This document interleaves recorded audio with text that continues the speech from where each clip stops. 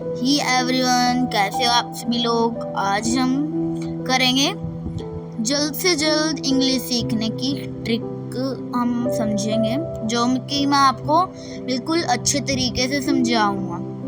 ये कुछ वर्ड्स हैं, इनमें से कुछ मैं भी समझा दूंगा। अगर पूरी वीडियो में कवर हो पाए तो मैं इसी वीडियो में करवा दूंगा, अगर नहीं हो पाए तो इस वीडियो को 2 पार्ट्स में डिवाइडेड कर दूंगा।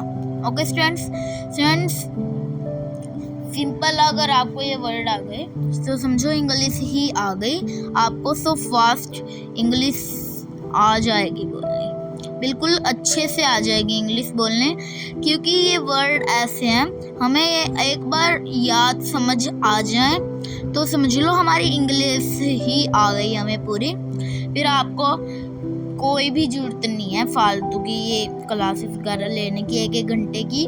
हम 20 मिनट्स में ही इसको कवर कर दे रहे हैं। तो सिंपल आपको बस एक ये वीडियो देखनी है और इस वीडियो को देखकर इंग्लिश समझनी है आपको। फिर इंग्लिश समझनी आ जाएगी बिल्कुल अच्छे तरीके से। मैं बहुत अच्छे तरीके से समझाऊंगा, विद एग्जाम्पल समझाऊंगा, जिससे आपकी इंग्लिश और बढ़ पाएगी। सो स्टूडेंट्स, अब स्टार्ट करते हैं। स्टूडेंट्स, हमारे पास है आई एम की हिंदी क्या होती है? जो आई एम की हिंदी होती है वो है सकता हूँ, रहा हूँ, रहता हूँ, है ना।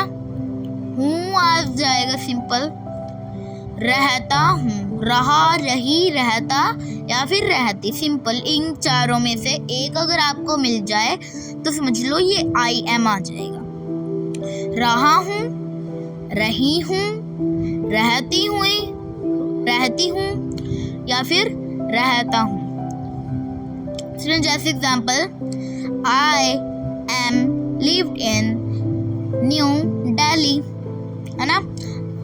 I am lived in new Delhi, ये एक एग्जाम्पल है। इसकी हिंदी क्या हो जाएगी? मैं नई दिल्ली में, ये गलत लिखा गया, मैं नई दिल्ली में रहता हूँ या फिर रहती हूँ। मैं नई दिल्ली में रहता हूँ या फिर मैं नई दिल्ली में रहती हूँ। ये हमारा एग्जाम्पल है। स्टूडेंट्स, ये बहुत आपको याद करना है। अगर हिंदी में वर्ड लास्ट में हो और इंग्लिश में हमेशा फर्स्ट में होता है वो वर्ड। अगर रहता हूँ, इसकी इंग्लिश जो भी बनेगी तो इंग्लिश में सेंटेंस में वो सबसे आगे आ जाएगी, है ना। जैसे इसमें भी आ रहा रहता है, वो आई एम भी आ जाता है। ऐसे नहीं है, इनकी भी एक सीरीज में लिखने होते हैं। जैसे लिखते हैं हम हिंदी से इंग्लिश मिला के, मैं आई नई न्यू दिल्ली लोकेटेड, ऐसे लिख देते हैं। स्टूडेंट्स, हमेशा हिंदी से इंग्लिश के कन्वर्ट करते समय, हिंदी से हम इंग्लिश में कोई भी सेंटेंस कन्वर्ट करते हैं तो वो हमेशा उसी उल्ट पुल्ट हो जाते हैं, उल्ट पुल्ट होके वो हमारे आ जाते हैं शब्द। ये आपको बिल्कुल ध्यान में रखनी है चीज। ओके स्टूडेंट्स, इसके 4 हो सकते हैं, रहा हूँ, रही हूँ, रहती हूँ और ये रहता हूँ। मैं बार बार आपको समझा रहा हूँ। ये आपका आई एम था। यस स्टूडेंट्स, ये आपका आई एम था। स्टूडेंट्स, अब है हमारे पास आई हैव की हिंदी क्या होती है? चुका हूँ, मैं अपना काम कर चुका हूँ, ये हिंदी है आई हैव की। एग्जाम्पल यही देख लो, मैं अपना काम कर चुका हूँ। अगर राइटिंग खराब हो तो प्लीज मुझे माफ करना। मैं अपना काम कर चुका हूँ। स्टूडेंट्स, मैं अपना काम कर चुका हूँ। इसको हम, जैसे कि अभी मैम ने बोला, लास्ट वाला वर्ड फर्स्ट में आ जाता है और फर्स्ट वाला वर्ड जो हमारा वो लास्ट में आ जाता है। ओके स्टूडेंट्स, जैसे I I have complete my work, इसकी ये इंग्लिश बन जाएगी I have complete my work. ये था हमारा आई हैव चुका। यस यस स्टूडेंट्स, अब है हमारे सामने I can. Students, I can की क्या होती है हिंदी? सकता हूँ। इसकी आई कैन की हिंदी होती है सकता।